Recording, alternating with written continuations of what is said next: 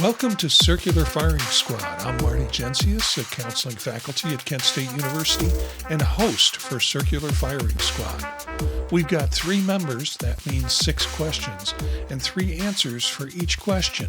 Each squad member generates a question that we all have to answer. Some are academic and some just for fun. Let's see who's with us on this episode of Circular Firing Squad. Hi, I'm Steph Martyr. I am a doctoral candidate at Kent State University and practicing clinical counselor. Hi, everybody. Elliott Ingersoll, professor of counseling at Cleveland State and host of Apply Topically. Okay, let's start with the first question, which is Stephanie's. Yeah, I forgot about this question, but the question is, how would you teach counseling to a 4-year-old? I like this. Teddy bear role play. Absolutely. Teddy bear has a problem eating too much honey, and doesn't like to get in trouble for it, but just can't seem to help himself, and is working on, inhibiting some of these impulsive behaviors. That's how I'd start. Boy, you really kind of went to the fantasy part of the whole process. I kind of went to the, let's see, how would I teach counseling to a 4-year-old? Let's figure out. 4-year-olds are pre-operational. They develop language and uses symbols, which is good. You have to have that. And frankly, we have some practicing counselors who have not developed language or use of symbols yet. They think egocentrically, which would be a problem for being a counselor. And the kind of difficulty in understanding conversation and logic that happen.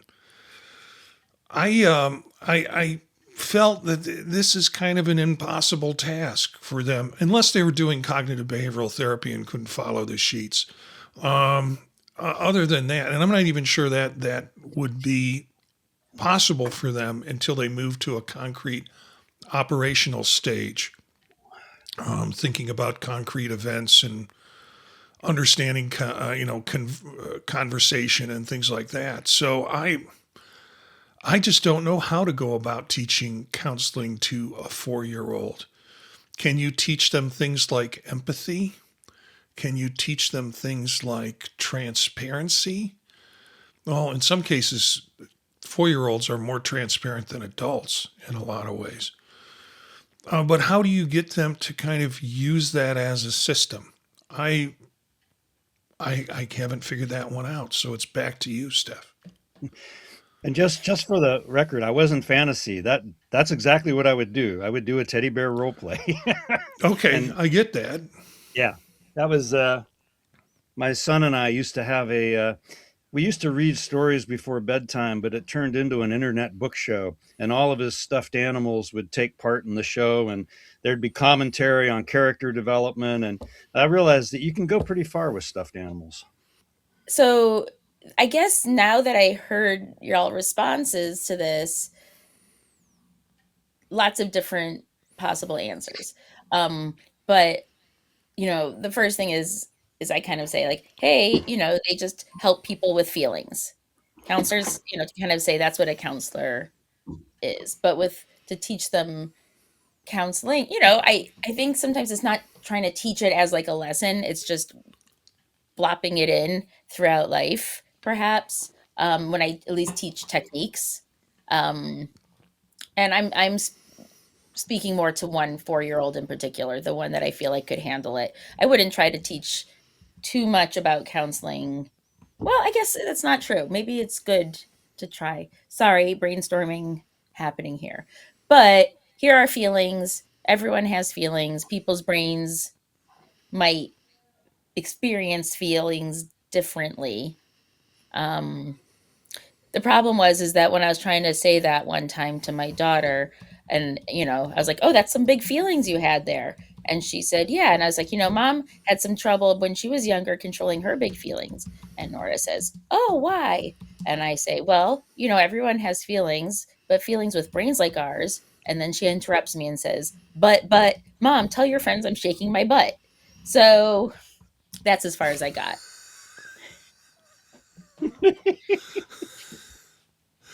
Well, yeah, I think she's on the track to be a great counselor. Uh, Elliot, you've got the next question.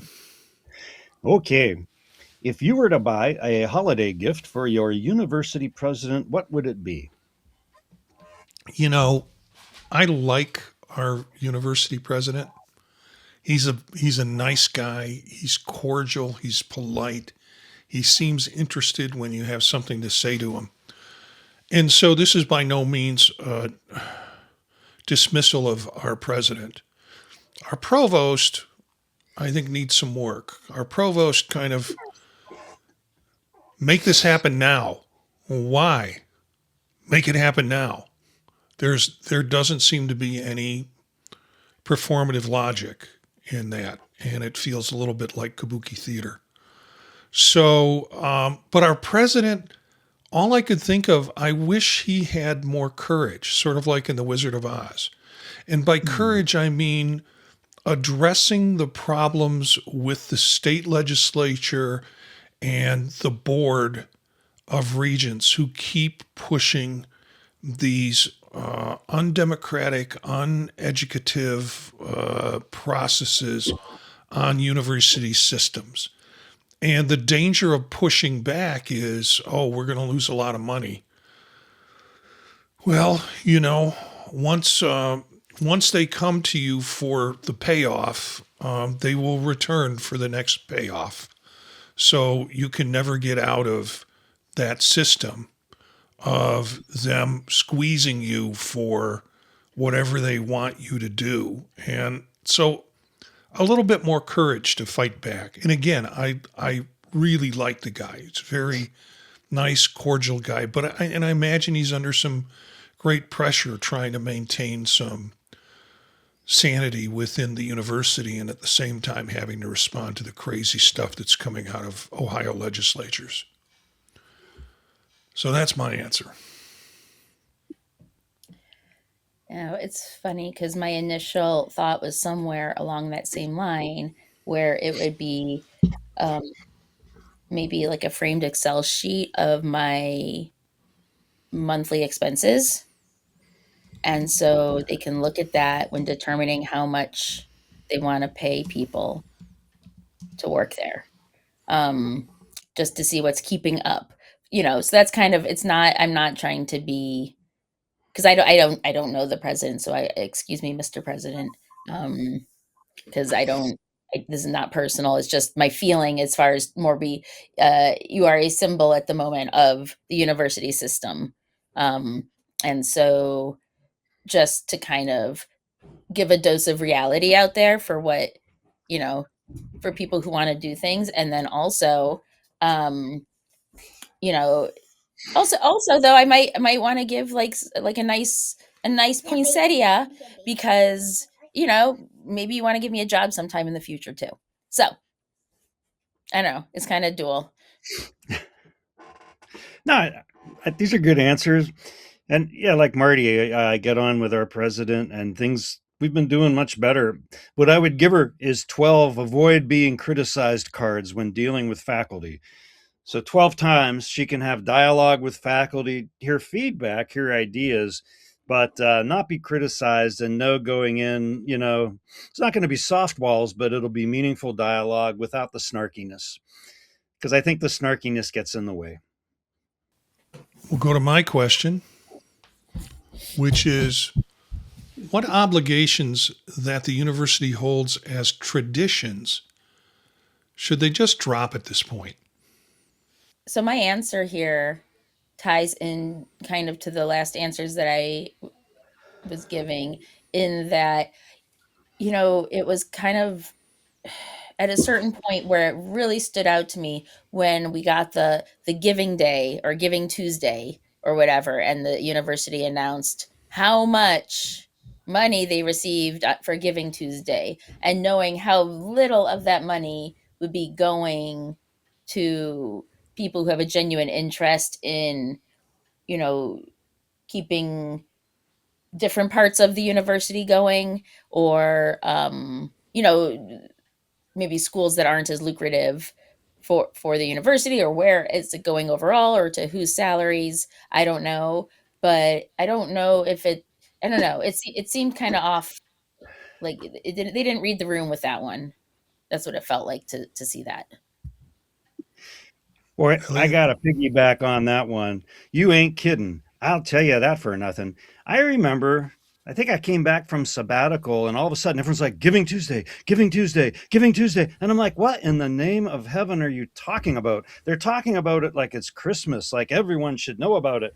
Reminded me of an uncle who didn't do segues, and you'd be listening and he'd start talking about people and you'd be like, who's Frank? Who's Frank? You didn't say who he was. You just started talking about him. That's not how conversations work. I don't, but yeah, that Giving Tuesday crap, I really didn't get that at all. I feel we got to overhaul commencement. Uh, does it have to be in front of 20,000 people? Can't we do smaller my students are always like, oh, Dr. Hire, you coming to commencement? And we rotate in and out, but it's like, what a hassle. And half the students I want to find, I can't find them because Hmm. we have a big building, the Wolstein Center, which has all these tunnels, and I don't know how anyone finds anything. And I'm like, it's too big. And honestly, you could go college by college probably, and you could probably break those down. I think people would appreciate a more intimate experience in the commencement. It doesn't have to be, here's the 4,000 people who graduated this year. I mean, man, that gets old and long. And does it have to be the last mythic ritual that people have to endure? It should be some kind of a celebration. I'd like to see that redone. Elliot, I have to agree with you on that. I mean, both of your answers are exceptional, and I didn't think about them, but Steph, we see so many contributions to the university that make a lot of media and make a lot of press. And for example, we have a brand new business building that was built next door to our 1970s style building in the College of Education. Nobody wants to support education now. It's a point, it's a poison pill as far as the legislature is concerned, and as far as any of the politics associated with it. But what they had to do was they had to build a replica fountain. The business people had to build a replica fountain in our parking lot. And the guy who contributed the money, it's like, oh, that was another 4 million or whatever, probably more than that, to make a damn fountain. And I thought, how many scholarships would that provide? How many graduate assistantships would that provide?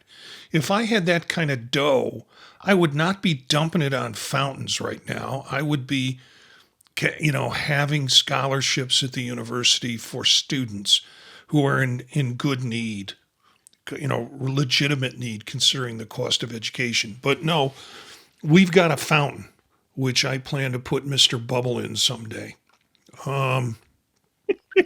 So Seth, I'm all about what you said. Elliot, when I graduated with my master's, they did it by the college and by the master's level. And I recall being called up on stage, announcing my name, getting my diploma or the folder that was to contain my diploma, and then standing on stage where another 30 people, probably, as my memory is, came up on stage and received theirs. Everybody stood up and applauded after that. I knew half the people in that group, and they were all present on stage with me. Day is done. That was it. We were in and out in an hour and a half. And so, yeah, decentralizing the craziness, the marathon that is graduation ceremonies, means more work on their end, but a better experience on our end.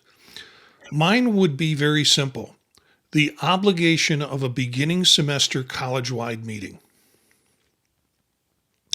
where we all have to show up on an afternoon in a large auditorium for a couple of hours. They do some motivational kind of, we're so excited, it's going to be a great year, blah, blah, blah, blah, blah. And then they have a series of presenters who present what could have been emails. And probably more than half of them already were. And so the assumption is we're going to listen to them this time if we didn't read the damn email. No, we're not going to pay attention.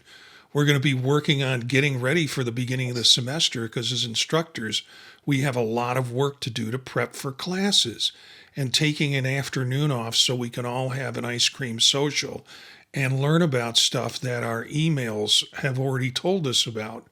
Just seems like it's someone's need to do a kumbaya. And it just doesn't work that way. So,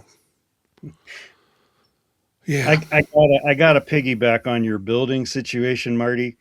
My family and I have been watching this building go up, and it's almost like business has been stalking education. Like the Williamson Hall they built for business the last time around, it was always kind of lurking, looking through the trees at that education building. But now they're like, no, we're not messing around. Not only are we putting it next door, we're going to put it up on a hill so it can look down on the College of Education. And parking lot, now you've got a fountain. Yeah. And the whole irony is they put the power supply on top of our building so they loaded new, I don't know, transformers or whatever on the top of our building. So they are literally sucking the life out of us in the College of Education. Well, having power close by, that lends itself to some pranks that could be fun. Oh, yeah, well, hey, I'm in trouble already if anybody from the university listens to this podcast. Only kidding. It's just jokes. Hey. Can't take a joke, don't listen to the podcast. Allegedly. Let's go on to the next one. And Stephanie, you have, we're halfway through. Stephanie, you have your question.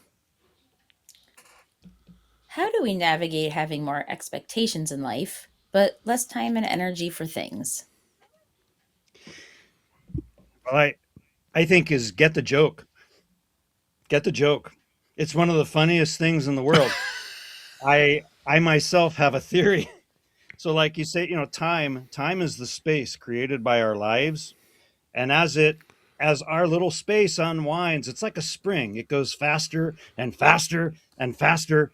And to a point, as we mature, the expectations on us get greater and greater. And I think it's the creator of the universe just having some laughs and kind of like, let's see how they deal with this. We know time's not real, but they're still debating it. Wait till they discover flags. Oh my gosh, these creatures are a laugh a minute. But yeah, I have found as I've gotten old, like this holiday season, we put a lot of time into cooking and entertaining, but gosh, it was great to have family. And those days wiped me out, but that's what I put the energy into. It was worth it. And so I think, my partner Jen and Jen's like, I'm more interested in experiences than things now. So we try to get together with people or, maybe go see a show or something, but it's tough because the more aware you become of what's going on, the more things that I want to support at least, but I can't do everything.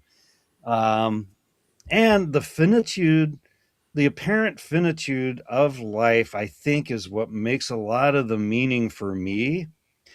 Just owning my own meaning here. But yeah, I mean, it would be, I couldn't imagine life going on forever, right? Like, or, aging forever, like David Bowie in The Hunger or something. But I'd be like, yeah, not interested.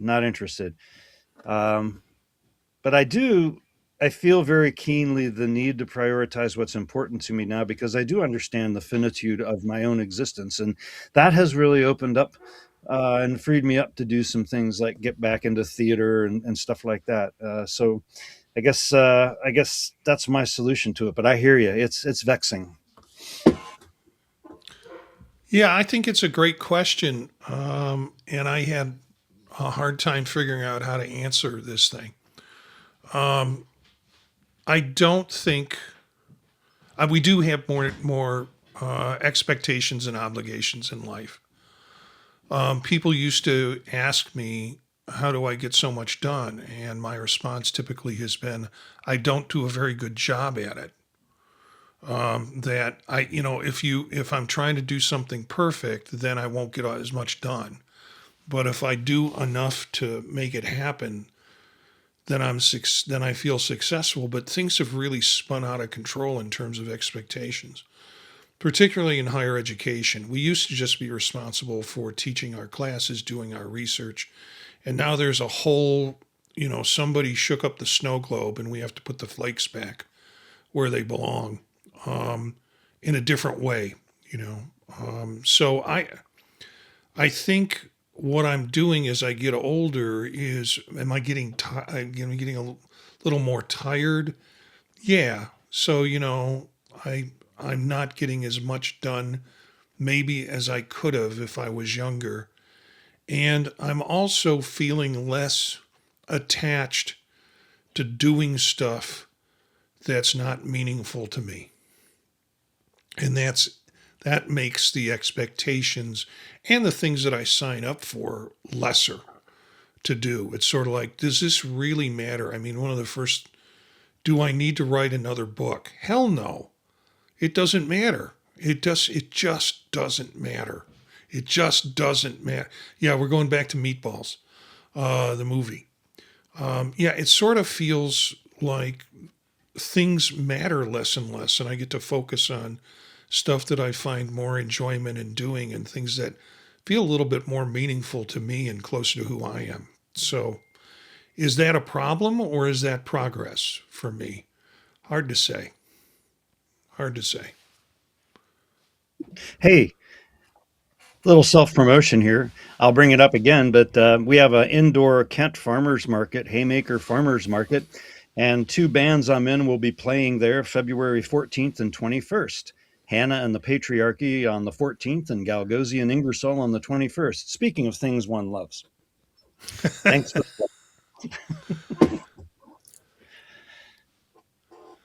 Steph, it's you. Okay. Yes. Well, just making sure. Um, I was actually curious about who Hannah was. I'll have to look up Hannah because I know a musician, Hannah, and I was curious. So anyway, that's where my mind went. Hannah Um, Croft. okay, not my Hannah, I don't believe. Um, but my question or my answer to my question is, the first thing is that I just accept disappointment more often. Um, but I was kind of just kidding. Um, what really is every time I start to feel frustrated that like maybe we're starting over in an area of life or, with careers or anything like that, and it's work and it's difficult and it's hard when you have other goals and dreams that you're trying to accomplish and you get close and then more stuff gets in the way. But really overall, I'm just so appreciative for the family that I have and coming back to that, and with Mike and Nora, and just, oh my goodness, Nora. It just makes it easy, and it's like I have like the best people in my life.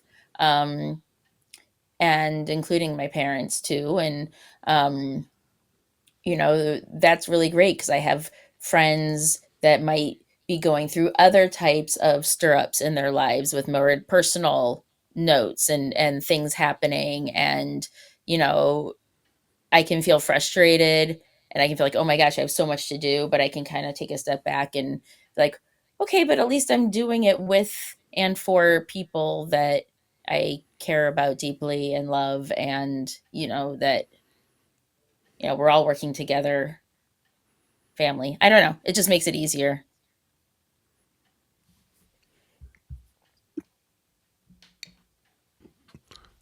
Elliot, I think you've got your second question. Okay. So many of you into mythology and folklore are aware of Krampusnacht. That will be December 5th each year, where Krampus, sometimes described as the shadow side of St. Nicholas, gathers up naughty children, switches them on the behind, and chucks them in a bag, dragging them down to the sulfuric lake of fire, if you believe the myth. Um, so, what kids, real or fictional, deserve a visit from Krampus? A couple of days ago, I watched Red One. It Oh is yeah. a movie that came out in the last year, and I think it's on a streaming service. It's probably Netflix. And it really introduced me more to the mythology of Krampus than I had seen before, because I didn't see any of the horror movies that have Krampus in it. And so I never really followed the mythology much until I saw that on Netflix. It was a kind of fun, entertaining holiday movie. I would not necessarily say a contemporary classic, but worth the watch if you haven't seen it.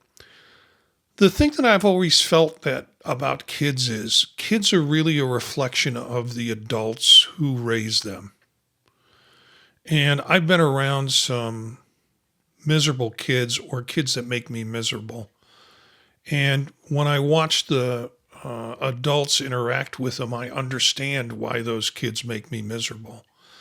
So I would not sick Krampus or make a visit from Krampus to the kids. I'd make it to the adults because that's where I see some of the misbehavior developing because it's ignored or it's not.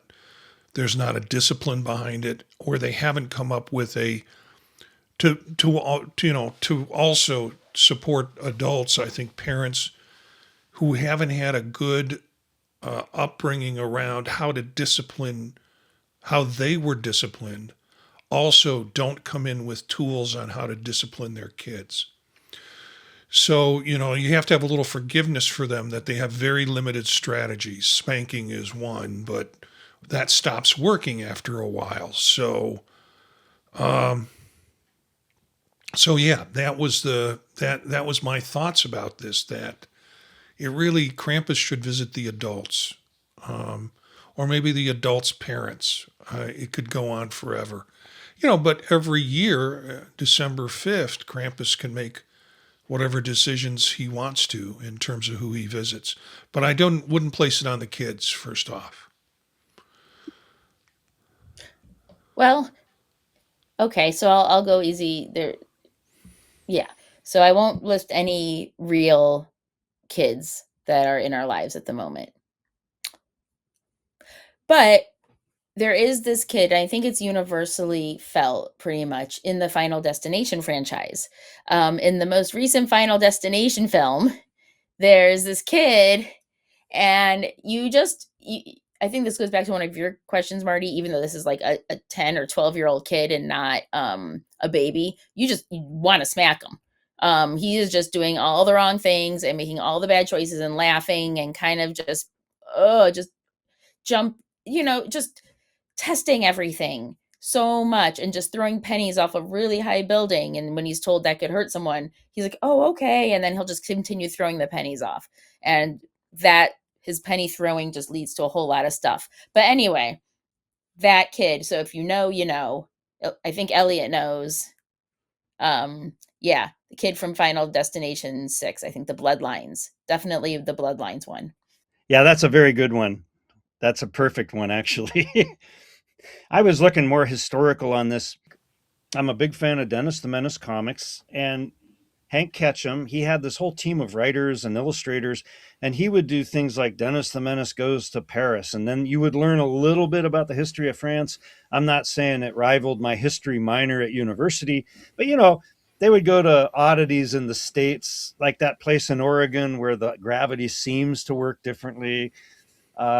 But I thought Dennis the Menace gets a visit from Krampus. If there was a little kid, a fictional kid who deserves it, it's him. And they even did a lot of Christmas specials where Santa turns on him because he was such a bad kid and his conscience is like overactive. So I'm like, yeah, Krampus and Dennis the Menace. I think a case could be made for Richie Rich, especially nowadays. I remember those were so fun as a kid, like having a house so big you had to go out with your friends in a search party to count the rooms. That's my favorite story.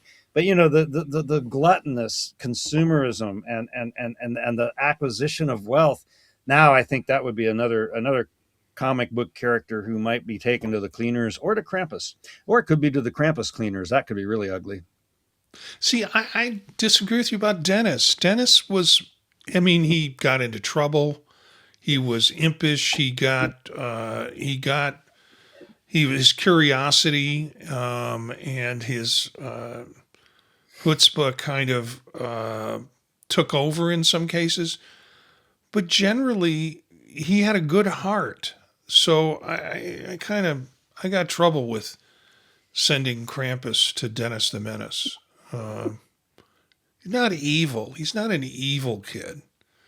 It's the evil ones that I worry about the most. Well, what? It's almost alliterative. Damien. Damn it. Damien. Damien. Oh, that would be interesting. From yeah, the Yeah. Omen 6. Damien meets Yeah, there you Krampus. go. All right. You guys are making movie references that I will never ever see. You haven't didn't seen The see Omen? David Warner get his head cut off in The Omen? Oh my gosh. No, no, That was the first no. time I Someone I screamed used in a theater. I don't know if I'd watch it again because someone I used to know gave me that movie for my birthday and then 6 months later asked for it back. So presumably to show to some other person. So Did you all have a good holiday? Did you anything special happen? You were Steph. Were you Oh, traveling? we yeah, we went down the week before, and actually, I decided driving home on Christmas was going to be the best bet, and it really was luxurious on the highways. It was just such an easy drive Yeah, because nobody was there, pretty much. Yeah, yeah. Elliot. wonderful. It was wonderful. Um, our son grades hit the dean's list. Our daughter was studying in Mexico and she came home. And so we were finally able to have the whole family around the table. Wow. And she's my stuffing making partner on Thanksgiving and Christmas. So I didn't have her at Thanksgiving, but yeah, had her back at Christmas and the stuffing was made. It was a delightful holiday. And again, going back to Stephanie's kind of question about all the expectations increase, but then what's important really gets focused. And we all just were like, how many meals can we have together while everyone's home? And just fun. And we did it. We played cards. We had some visitors from other family members, but yeah, it was Yeah. nice. I had the luxury of having both my. I have the luxury of both my kids living less than 3 miles away from me, and so the difficulty was they're all in. Both of them are in partnerships and relationships where they had other obligations. So my son, who is engaged, he went with his fiance's family, who also live locally, and did Christmas Eve and part of Christmas Day. So the kids didn't come over until like 3 o'clock on Christmas, which was a different kind of trend for us. So I wound up cooking a large Christmas meal, which Aileen said to me, we haven't done that in years. And I'm like, yeah, well, things have changed, and this is what I want to do. We're all going to be over, and all are going to want to eat dinner. So I went ahead and cooked dinner, and that was very nice. We tried to tone down, and I think we did tone down the gift exchange stuff this year because it used to get out of control, and with money the way it is nowadays, we just felt it necessary. And there's not a lot that I need or want. So my last question is, what's the best Christmas or holiday? my birthday is in this whole holiday hullabaloo, and I'm gonna count a present. And I don't even think it was meant to be a present per se, but I'm counting it as one. So I have a dear, dear friend, Emily, and she is like my only surviving true friend that I met when I was um, exploring my law school journey. Um, but she's so busy and we're busy, and while we love each other and are those friends forever, that it's just hard to connect. And been reaching out, text, I know stuff was going on, and last Tuesday, she gave me a call and I saw she was calling. I was like, oh my goodness, yay. And I had Nora being too excited to go to the pool and people talking to me and trying to get out the door. But I am picking up this phone and I am talking to Emily because we have been trying to connect for a long time. And so um, that was to me the best present this year was just that I got to talk to Emily on the phone. Because I haven't seen her since April. So it was just nice. I missed her. And I'm glad that she's doing all right. And I really can't narrow it down to one because there were sauces and recipes my daughter brought back from Mexico, and she's already made us a meal of carnitas. Wonderful. The Pretty Reckless Christmas album, which was just a delight. I mean, just fun and high quality. Everything that band does, from sweatshirts to posters, it's always high quality, and I appreciate that. And then last, a new biography of William F. Buckley, which we really needed a good biography of him. And this one weighs in at 1,000 pages, and it's well written. I can't tell you how excited that is for me. When I get through the first chapter and I'm excited, and I've got 990 pages to go. That's a Yeah. good. And Boxing Day, what we do is sit around in sweats and read the books we gave each other. So that's the next day. But yeah, those were the three. And again, we scaled it back over the years, but we always give each other books and such.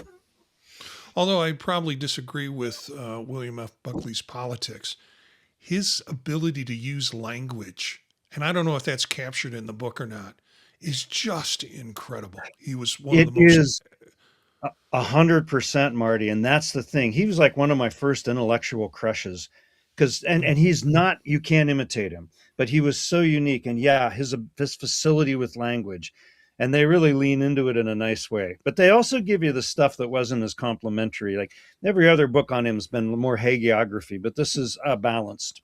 Yeah, yeah. Well, I got two things that were not expected, were not on my list, and just small things. If you're watching the video portion of this, you can see one of them hanging up on the wall. It's an on air sign like you see in radio or television outside of the studio that actually turns on and off by remote, so I can turn it on and off. And it's just a little fun piece that I have in there and not seen by many of my other colleagues who do podcasting. So they were like, oh, that's pretty cool. The second thing my daughter gave me, and I will try and hold it up, is a McClock, or it's a Mac clock. It's like an old Mac computer, and in it is a alarm clock and information that's on it. The funnest part of it is there's a disk in the disk drive, and to turn the thing on, you push the disk in and push it down, and that engages the clock.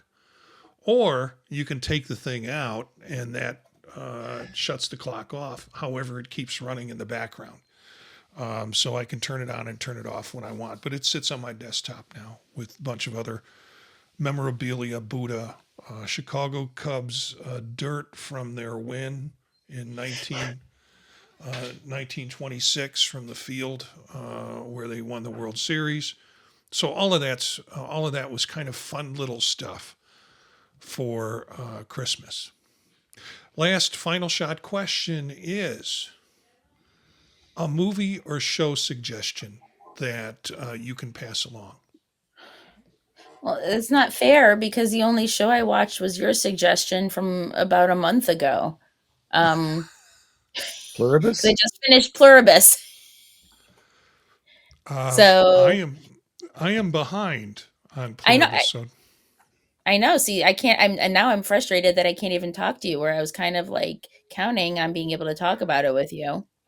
So I anyway, I plan to finish it during break. It's just for me. There's an emotional commitment. I have to sit down and pay attention. I can't keep it running in the background oh because no, there's so the much in it.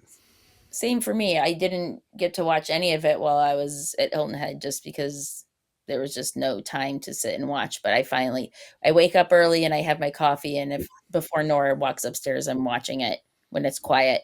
Yeah. But yeah, it's good, and it's fun. It's lighter. I think it's a bit lighter than uh, Breaking Bad or Better Call Saul to it. But I mean, it still has a serious. But it somebody on Reddit put in a description that it also has like elements of the Good Place, which I do Hmm. agree with in some ways. And so some of that stuff, which just it's a good combination. And now I'm invested, and the first season's over, and now I have to wait God knows how long. So Yeah. that's my I'm sorry it's a repeat, but that's my oh, no, I didn't see any good movies. Okay. Okay. Yeah, there were no good movies. Elliot. Oh, absolutely. Carl and Jen have me hooked on Call the Midwife. I Uh, think it's a PBS show, but it's on Netflix too. And the most recent, their holiday specials are exquisite. yeah. And the most recent one is just tops. So Call the Midwife. Yeah, that's what I heard. The call to. I mean, my wife watches it. My sister watches it, and the holiday specials that they have every year are supposed to be a lot of fun. And I think it's kind of generational. The show from series to Yeah. series, it goes through generations. So I don't understand. I don't get into it. My suggestion would be something I went back to. During the holiday season, I was looking at best lists, and someone put on their best list Department Q. Hmm. Department Q is on Netflix. It is a 10 episode show, and they actually had three Danish movies that came out that were essential storyline is there is a kind of emotionally damaged detective who is angry and who, at least in this episode, he gets with his partner in a battle that they didn't expect and gets shot. His partner gets shot. His partner is paralyzed from the shooting. Another police officer is dead, and this leads to a whole series of what to do with him. And they return him to he returns to his police department, and they don't know what to do with him because he's such a curmudgeon, but he's brilliant, and very observational. He sees things that other people don't see. So they put him in Department Q, which is cases that are dead file cases that they never thought are just, we're never going to be able to solve these. And during the time, and I'm only describing what is the first episode right now. During that time, he starts to collect other people in the department that become allies for him. And there is a whole storyline about a missing prosecutor who disappeared mysteriously 4 years ago. And that takes you through this whole series. Now, Stephanie, the good news is this is season one. The the season two has already been filmed, so we should be seeing that. So by the time you get through season one, you can pretty much jump into season two without waiting 2 years. These were based on Danish novels by a guy who first wrote nonfiction and then started to write this fictional detective. And as I mentioned, I think there have been 3 movies done from the Danish perspective, so it's subtitled. And I bought all 3 movies because I just thought the concept was interesting, and they were really great. And now it's a series on Netflix. I think the season two will be based on one of the books. I'm not sure about where season one came from, but it's Department Q. It has some incredible acting in it, and I wish I could remember the name of the guy who was in it. Who was the lead in it, but you've seen him in other things, including some Marvel stuff. But I was like, did I ever finish that? And then I went into it and saw, no, I stopped at episode 6. So halfway through episode 6, so I got to rewatch and then watch the last 3 episodes over the last couple of days. And that would be my recommendation, Department Q. I, Yeah. no, I really wanted to add something original because Okay. I thought of an original show. So um, I've only seen one episode. I want to watch more. Stumble on Peacock. Hmm. Maybe it's on NBC, but if anyone ever watched Cheer on Netflix, that docu series, and then there's been a lot of drama with some of the people that were featured there. But basically, Stumble is the Office version of Cheer. So junior college cheerleading, and the students who are stay freshmen or stay seniors forever, and just that whole lifestyle. But it was hilarious, and they had like Kristen Chenoweth was on at least in the beginning, and but it was done, and I just can't wait to watch more. Stumble. Cool. Okay. I think that's it for the show. Thanks to the firing squad, Stephanie and Elliott for joining tonight, and look for some of these characters on their podcasts on thepodtalk.net. The website is thepodtalk.net for this podcast and for other podcasts that I produce. You can email us at thepodtalknetwork@gmail.com. Our theme music is Menage a Quad Real Swing Shet. That's it for this episode of Circular Firing Squad. Ready, fire,